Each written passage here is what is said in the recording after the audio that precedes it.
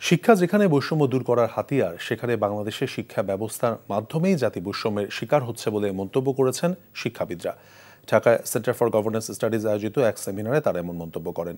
শিক্ষা ব্যবস্থার সংস্কার নিয়ে অন্তর্বর্তী সরকার কোনো কমিশন গঠন না করায় সরকারের সমালোচনা করেন বক্তারা। নজরানা চৌধুরীর রিপোর্ট।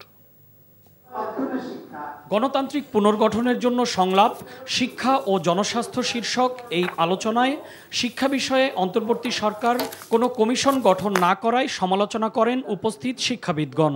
পাশাপাশি বিদ্যমান 11টি সংস্কার কমিশনে বিদেশি নাগরিকদের প্রাধান্য দেওয়ার সমালোচনাও করেন তারা। প্রধান উপদেষ্টা নিশ্চয়ই শিক্ষিত মানুষ, উনি আরো ভালোভাবে অ্যাড্রেস করবেন বলে আমরা খুব আশাবাদী ছিলাম। শিক্ষার মধ্যে ওয়াহিদুদ্দিন সাহেবের মতো মন্ত্রী, এখন আমাদের সিআর আবরার ভাই সে মন্ত্রী, তারপরেও যদি এখন ঠিক না হয় তাহলে আপনি কিভাবে চিন্তা করবেন?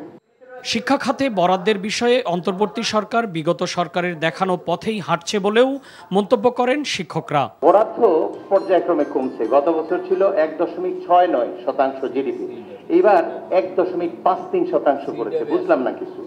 আফগানিস্তানের মতো যুদ্ধ বিধ্বস্ত একটা দেশে 4.1। What is the reason behind this? কারণটা কি কিছু বুঝলাম না। সত্যজিৎ রায়ের বানানো একটা ছবি আছে, হীরক রাজা দেশে, সেখানে একটি গীতি কবিতার সঙ্গে সংলাপ আছে।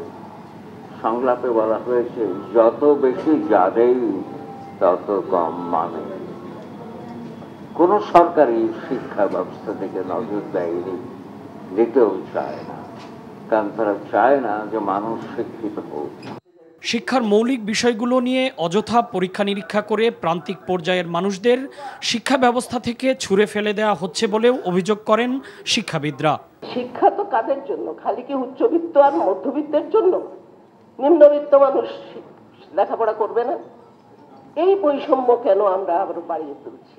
শিক্ষাটা যেখানে বৈষম্য দূর করার হাতিয়ার হওয়ার কথা ছিল, বৈষম্য তৈরির হাতিয়ার হয়ে গেছে।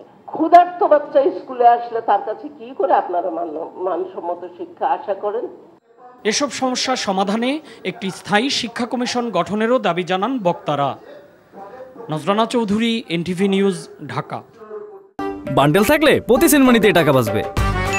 বিকাশ সেনমানি বান্ডেল কিনে জিতুন প্রতি লেনদেনে।